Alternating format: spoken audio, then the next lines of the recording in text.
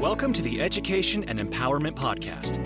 In this show, our hosts explore success and advancement through education by interviewing today's top leaders in the fields of education, business, and technology in order to provide insight into what it really takes to succeed. This show is brought to you by Forstay, a SaaS-enabled online booking marketplace for student and intern housing. Forstay provides turnkey, all-in-one cloud-based accommodation software solutions for colleges, universities, and organizations. Learn more at offcampus.forstay.com and landlords.forstay.com. All right, let's get into the show.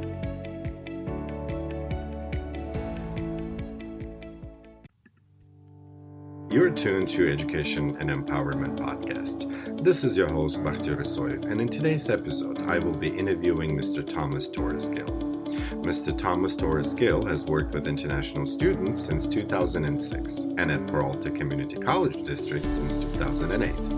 At Peralta Community College District, Mr. Thomas has held initiatives that include opening a dedicated Berkeley City College International office, converting the international student application to a 100% digital process, and launched OpenCCC's International Student Application Portal.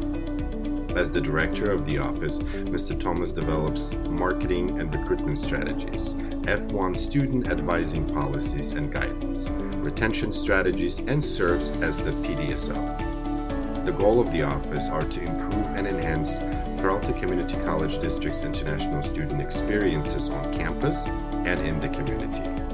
At this Peralta Community College District, Mr. Thomas has worked as an international student support specialist, program manager, and now as a director.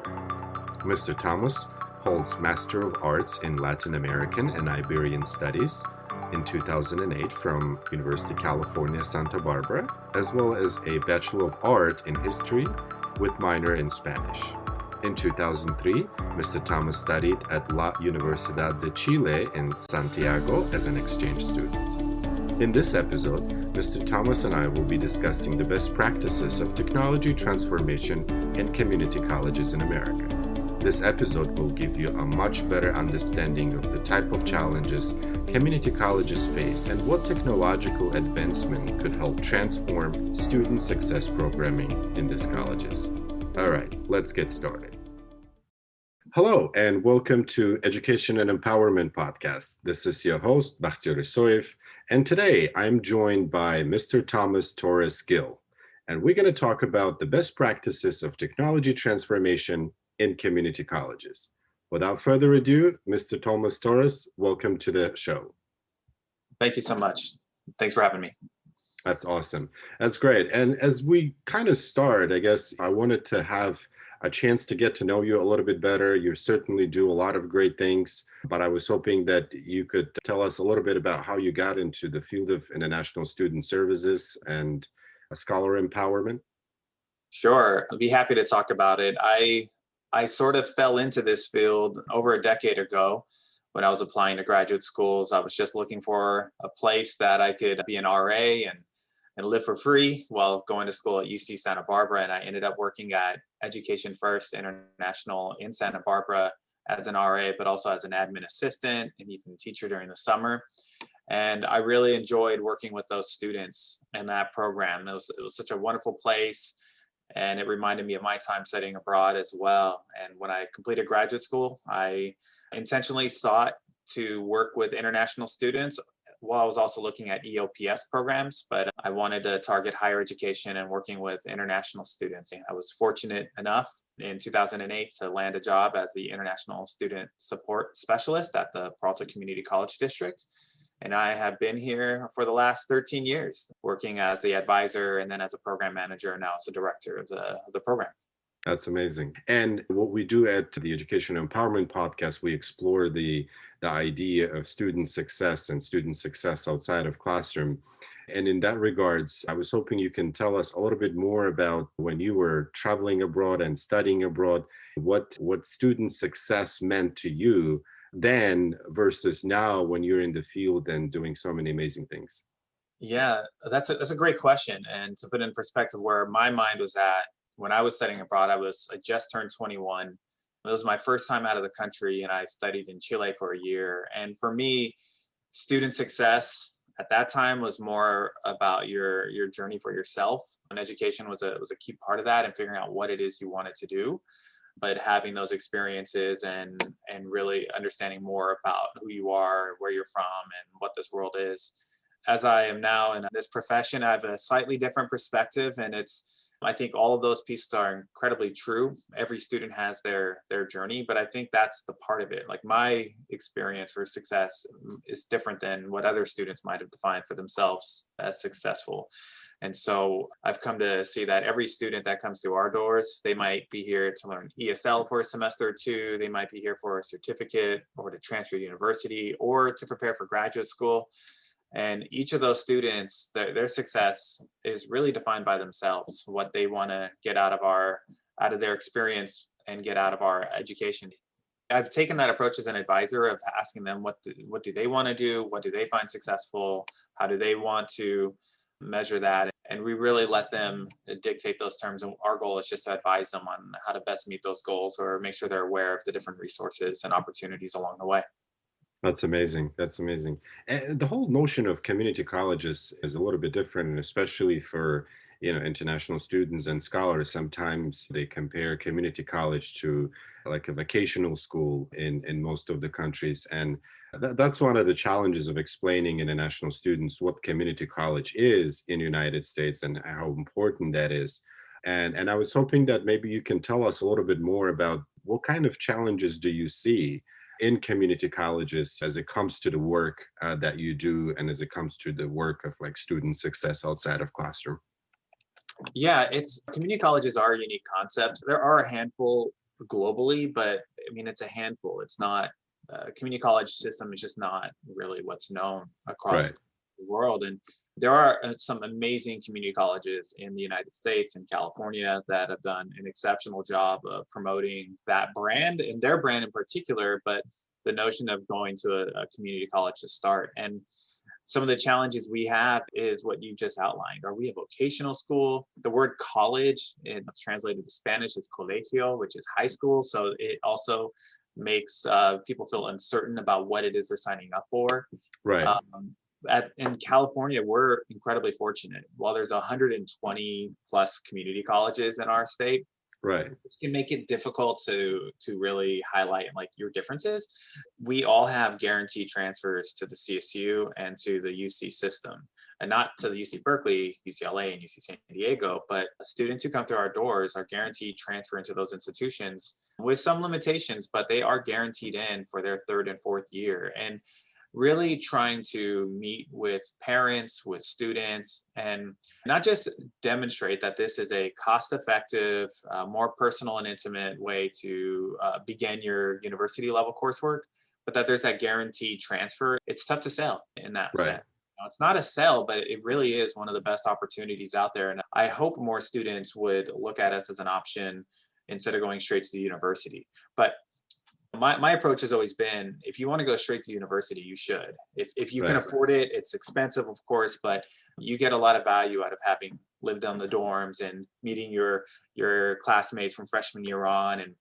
But our classes are equivalent, and we have the same first and second year sequence as the university does, which is why the whole transfer program works the way it does. So it's been a challenge to promote the brand, but there's some amazing individuals outside of the US who understand the value of a community college and are able to communicate that effectively to people in country.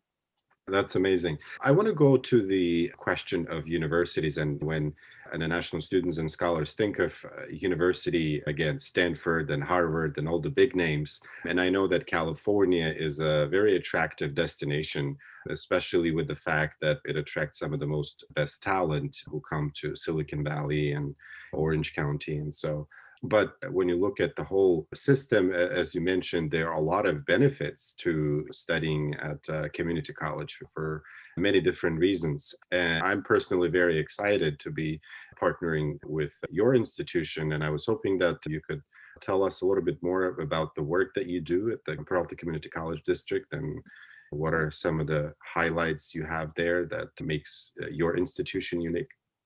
I haven't mentioned this yet, but our community college district has 4 of those 120 plus community colleges. And the one that's most known is Berkeley City College because of the name. It's right next to UC Berkeley, but followed by Laney College, which is our biggest campus, and it was featured on Netflix's Last Chance U recently. Oh, wow. So it's a football season. So if you haven't seen it, it's a great show.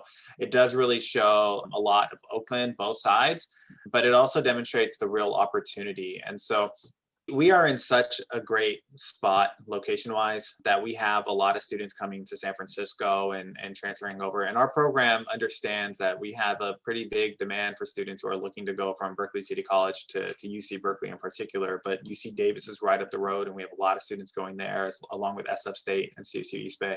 Our program is really designed to make sure students that are navigating through us feel all the support that they can get, as well as make sure that we are like really the team that's holding their hand through this process. But going through a 4 community college system can be a little difficult, where each campus does something slightly differently. And so we're really the hub. We put on lots of activities and events. We also coordinate the study abroad programs that our faculty lead outside of the US.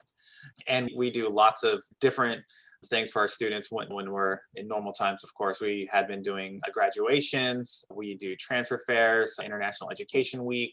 We take them to Tahoe and Jeunesse Park.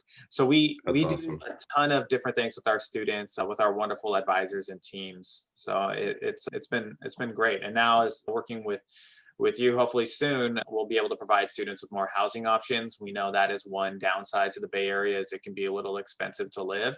Right. Hopefully identifying economic ways for students to be able to live in this area so they can continue to go to school is critical. So that's why we're also in this. Fantastic. I'm glad you mentioned that, because as we're looking at our discussion today about the innovation and technology transformation, and before we kind of get to that topic, I was hoping that for a minute you can reflect on the effects of COVID and the whole pandemic and how it changed your operations. What were your lessons learned? That's a great question. One is our field can change quickly. If you look historically, and I started in 2008, and so I know there are many others in this field that have been here a little bit longer and remember or worked in the field when 9/11 occurred. And that's when we were issuing paper I-20s, physical paper I-20s, typing them up on Right. But to the recession and to other SARS as well. It shows you how quickly things can change. When you read the NASA reports, you can see how data has shifted over the last number of years, even with political changes. We were in the best position as we could have been in when the pandemic hit. And we have learned that even if we're in a pandemic, there's still a lot we can do for our students. We can still transition digitally. We can still reach out to them in a variety of ways. But also we can improve what we're doing in the office, even if we don't have the same amount of volume as we used to. Instead of spending the majority of our time advising students, which we still do the majority of our time advising our students, but there has been some more time opened up. And that's where we're looking at changes and improvements to what we're doing and how we might keep those changes in the future when we return to whatever our new normal might look like. That's great. And I was looking at some reports the other day through Inside Higher Ed, and I learned that 40 billion is being injected into higher ed, and I think Senate approved it. And there's a debate going on whether the funds will be available for international students and scholars as well. So there's a hope to what the future is like. And I was hoping that on that note, you can tell us a little bit more about what specific technological advancements have you done or continue looking to do to make community colleges better and your system better in specific?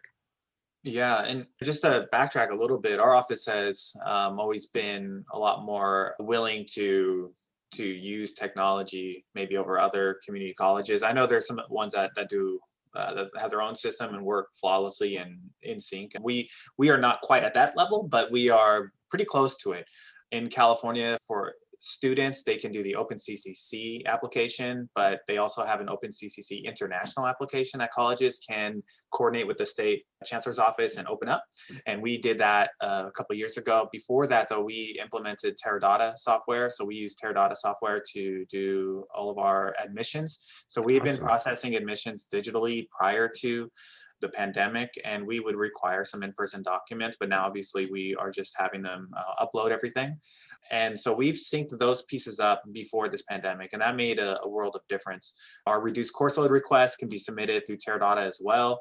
And so we hit the ground running. And we were using Teams and Zoom for our staff meetings irregularly, but we had been practicing using that. And so once the pandemic hit, or once it became clear, like things are probably on their way to shut down, it was a matter of, does everyone have what they need at home, as opposed to how do we get them what they need at home and what are we going to use when they get it?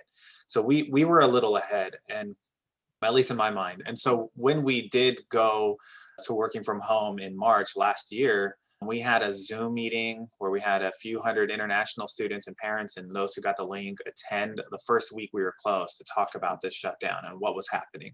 Right. And we quickly utilized bookings through Microsoft. We have the Microsoft Office package. We have bookings up. Students can make an appointment with an advisor and they can meet them via Zoom.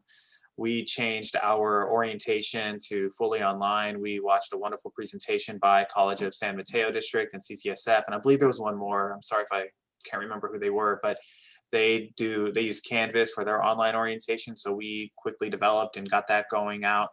We hoped that it would have been ready last fall, but we got it ready for the spring. There was still some testing to do. And then we've also have our guided self-placement online as well.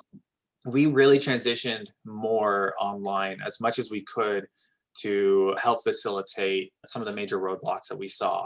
For instance, how can a student enroll in class? Well, they have to take the placement exam. And now that's online, but we got it for our program specifically in conjunction with one of the campuses, Laney College. And so we really had that foundation, and now we've been able to build on it, which has been incredibly helpful for our students and our team. And now we're just really looking at how can we continue to use these tools, or which tools are most effective for us. That's great. I'm glad you mentioned about the tools, because I think as you're looking at the work that all of us do in the field of student success outside of classroom, I mean, and as you mentioned, the whole thing about like booking it online is so easy, and that's kind of the transformation that we're building through Forestays, allowing students to book housing options online, whereas in the past we had to go actually look at the apartment, get a tour. And now there's a lot of 3D tours and kind of looking at your listings online before you come in. So it really helps students and parents and agents and, of course, the institution to focus on what's most important. The question that I have is, what is going to be most important in terms of like what technological best practices are going to be important moving forward, as it relates to like the question of student success work that we are doing? I mean, again, there's a lot about, as you mentioned, there's Canvas, there's so many other technological solutions that are out there for in-classroom learning. But I think when you look at the overall statistics, a lot of the personal transformation happens when students do work outside of the classroom. And it's a very important topic. Do you mind shedding some light on that? Well, to talk about best practices, I mean, there's so many different tools out there and apps, and it can be overwhelming. One thing we're trying to learn is, do students want to be able to have the option of a virtual advisor appointment once we're done with this? And overwhelmingly, they're all saying yes or maybe. There's been one that said no, and that's totally fine. But the majority of students are, and at least in our colleges, and again, we have 4 colleges, they're able to take a class at Merritt and Berkeley at once. But to go from Merritt all the way to our international office can be a long journey. It could take an hour. And then if they have another class, they have to go back. So they might be limited in when they can actually meet us before COVID. And so we're looking at integrating a lot of these tools later on when they come back and figuring out which ones right now are really working and which ones are not. Trello, which is a great app to manage a program or manage a project, but it didn't really click with our team as much as I was hoping for. We're probably not going to use that one again. We might give it a try later on. We're using HubSpot on our main homepage to track the metrics with students coming in or chatting with us. And that's one that we're going to keep. We're looking at what we're doing and how we're doing it and trying to figure out which are the best tools. The state chancellor's office also got Cranium Cafe for everyone. And so the colleges are looking at Cranium Cafe and implementing that. I've been invited to a meeting to learn about Cranium Cafe and how the colleges are going to utilize this. And that's really create like a waiting room type environment, a virtual one for students to come in and knock on your door and see an advisor when you're in, and that might replace booking. So we're still learning which of these tools are going to be the most effective moving forward. I hope that all the changes that are being made constantly, that by the time we get back, we'll have a good grasp of which ones work the best for us. And also to really understand through surveying our students and those in-person interactions that I think are critical too. I don't want us to go fully digital, but those in-person interactions to better understand how these tools are impacting our students. I do think there's a huge value to in-person meetings and really making that connection. Some of our staff, like that's really what feeds them. And I know for the students too. So it's not about moving technology now fully and now we can all work from home forever. It's about finding that right balance. And every institution may have a different balance. And I think that's totally valid. It should be based on what your students are asking for, what your capacity is, and just understanding where people are. I mean, you just mentioned something very critical here about the balance. I remember myself a year ago as the pandemic hit, and prior to that, we were saying our whole office, I mean, our team was fairly small, and we had like side by side, we would sit and work together, and there was a lot of like that healthy interaction and feedback, and we were kind of hoping that, hey, why don't we take one day off, let's say Friday, and then rotate, right? One day I'll work from home. And then as March hit, it put everyone at home. and it's interesting because maybe in 4 or 5 months, we got really tired sitting home, man. It's been crazy. And on the contrary, now I'd like to go to the office and have that quiet space because there's nobody right now in the office. It's interesting that you mentioned about the balance. And I'm thinking that as we kind of proceed, there's going to be access of these technological solutions and a detox might be required because it may be confusing to students too. I appreciate the comment you made about striking the right balance and identifying the sources and the solutions that work best for both all the stakeholders. And moving forward, what would you say is the biggest area of opportunity? What can we do together to create a better future for our students? Well, everything's going to look so different when we're all back. And my wife, who's a teacher, she reminds us all, and it's true. There's a lot of trauma that different people have experienced this past year. And a lot of people have gotten sick. I mean, millions across the world. So many people have passed away. Lives have been upended financially, with kids as well, being uprooted from schools and then being thrown back in, possibly part-time. There's a lot of this transition when we come back. I'm not sure how things are going to look. I don't think anyone does, but there's going to have to be some space for people to like heal and process all this. Because even going back to whatever the new normal might be is going to be a big shift for many people. I've just spent the last year with my 2 little kids, and I'm going to miss like having the ability to see them as much as I have been seeing them, where we're able to make fresh food at home. In terms of opportunities though, the whole landscape, this whole field is going to be different. There's a lot of companies that have had to downsize, a lot of companies that may have closed, international programs that may not exist anymore because they couldn't, where were the students coming from? And if students were graduating or returning home due to COVID, what is their position? And so we're hoping that as we're pretty large, we're in a large market, we have some popular community colleges, and we have an amazing program and staff, amazing programs and staff. We're hoping that we're available for our students, and there could be a lot of opportunities. We're not sure from what countries they may come from. We know there's still political tension in China, for instance, but we believe that there is this demand for higher education outside of home countries, and not being able to leave a country to go and study. I think that demand is going to be pretty great. I'm hopeful that there is that demand and that we're here as an option for students who want to save some money at a community college and have the guaranteed transfers to the UCs. And Just on that note, nearly, and this is from the state chancellor's office, that nearly half of students earning a bachelor's degree from the University Right. of California in science, technology, engineering, and math transferred from a California community college. It's a very popular route that many students take. So I'm hoping to get that word out and just really better understand the landscape and what different countries are experiencing, because it's not going to all be the same. Do you think there will be more students coming into the country? I mean, what's the biggest fear right now? There's no fear. The biggest obstacles, I'd say, are vaccine distribution, US Embassy's ability to open up and process visas, Right. and just sort of the general path of COVID.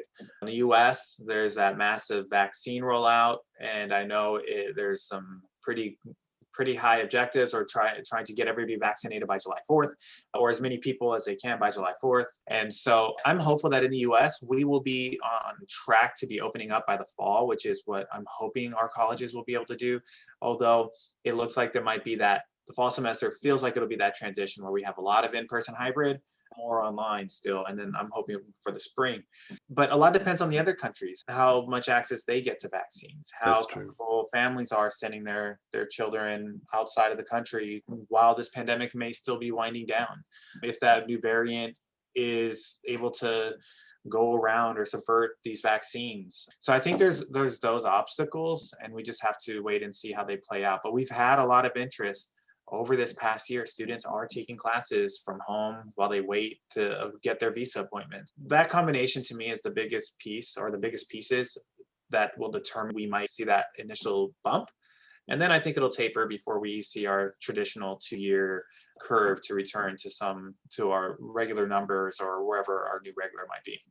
That's great. That's great. In one of my episodes a few weeks ago, I was speaking with the chairman of Study PAs, the consortium of higher education institutions in Pennsylvania, and we briefly touched on the idea of collaboration and changing the mindset from competition to collaboration and partnership. I was discussing with him the idea that the need for working together increases right now, especially where institutions are in need of some innovation to be sustainable, because as you said, there's a lot of closures, a lot of businesses like institutions. I know Concordia College swept away in New York, and a number of other colleges also either merged or downsized. What advice would you give to someone in your position, community colleges, or with any other higher education institution facing these issues now? What do they need to do? Should they work more together? Should they outsource? What advice would you give to them? I think it one always depends on like your specific like community college, your location, your logistics. I think that's a huge factor to start off with, like knowing where you really are. One of the initiatives we were about to do or looking into for the last fall was to team up with a couple of community colleges, San Mateo and Foothill De Anza, along with SF State possibly, and then UC Berkeley, and go together to a specific site or two countries and really promote the brand of community colleges to universities. That was one of our objectives prior to COVID. And that's something we're going to return to or start to explore as things begin to open up, see where everyone is. I think there's going to be an immediate need from many programs to try to return enrollments back to where they might have been originally, which I know that's one of our objectives. And hopefully those align with the other community colleges. I've never seen our community colleges as competition. I think every community college has their own advantage, and the community college concept, promoting that is more important at times than promoting your colleges, because you want students to know like we are one of the best options. It doesn't really matter where you go. It depends on where you want to be and what kind of experience you want to have.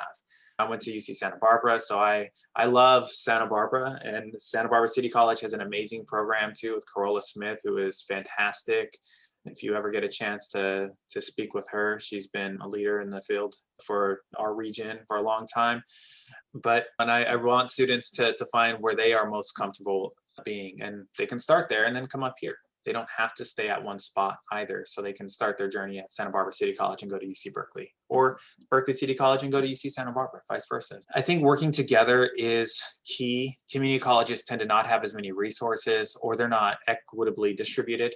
There's a lot of haves and have-nots, and it makes it difficult for a larger consortium to be built where you are teaming up with universities, just because of all the different factors and dynamics between city colleges and universities and different partners that we have globally. That's great. It brings us to, I guess, a very good note to wrap this episode. And I was hoping that you could share any piece of wisdom or a quote on student success. That's a good one. See, I saw that and I was thinking, like, what is a good quote? But for me, I've always told students, success is how you define it. I've always recommended students put themselves, like, make a goal for yourself and put yourself on that path, but be open to whatever may come up along the way. My family likes to say, and I think it's a common quote, luck finds those that works the hardest. And I encourage all of our students to do the same. Work hard, play hard, put yourself on a path and be open to whatever may come up. There's no one way to get to a point, but just have fun while you're doing it. Enjoy the ride.